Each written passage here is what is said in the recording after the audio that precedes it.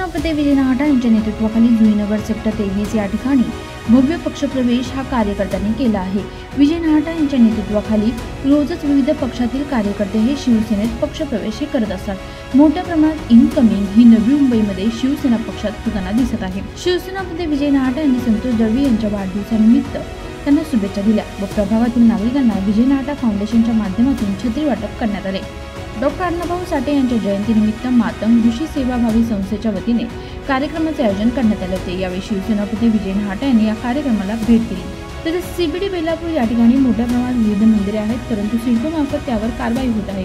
त्यामुळे शिवसेनापती विजय नाहटा यांनी मुख्यमंत्री एकनाथ शिंदे यांना मंदिर बचाव समितीचे निवेदन दिले। मुख्यमंत्री एकनाथ शिंदे यांनी सिडकोला आदेश दिले असल्याचे शिवसेनापती विजय नाहटा यांनी सांगितले।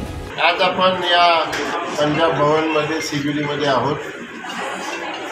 या परिसरामध्ये मागच्या 25-30 वर्षापासून वेगवेगळ्या पंथाच्या, वेगवेगळ्या समाजाच्या, वेगवेगळ्या जातीच्या मंडळींनी मोठ्या प्रमाणावर हे धार्मिक लोक असल्यामुळं मंदिरं बनवलेली आहेत आणि ही मंदिरं देखील 25-25, 30-40 वर्ष जुनी आहेत आणि त्या मंदिरावर ते त्या जागा खरेदी करायला तयार आहेत, शासनाचे नियम पाळायला तयार आहेत, पैसे भरायला तयार आहेत। आता ह्या आस्थेचे, आपल्या हिंदूंच्या आस्थेची असलेली हे मंदिरं आहेत, ती पाडण्यात येऊ नये अशी त्यांची विनंती होती। या राज्याचे आदरणीय मुख्यमंत्री एकनाथजी शिंदे साहेब यांना आम्ही 2-3 दिवसापूर्वी भेटलो, त्यांची निवेदनं त्यांच्यासमोर दिली आणि माननीय मुख्यमंत्री महोदयांनी त्याच्यावर जे आंबे मातेचं मंदिर असेल, पहाडी टेकडी मंदिर बचाव समितीचं निवेदन असेल, त्याच्यावर सिडकोला ताबडतोब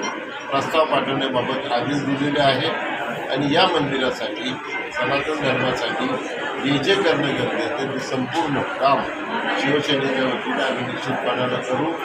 या लोकांनी त्या मंदिराच्या बचावासाठी आम्ही जे काय त्यांना सहकार्य केलं त्याच्यासाठी आज या ठिकाणी मला बोलवलं। सर्व वेगवेगळ्या मंदिराचे ट्रस्टी या ठिकाणी आहेत, त्यांनी माझ्या सगळ्या सहकार्यांचा सत्कार केला।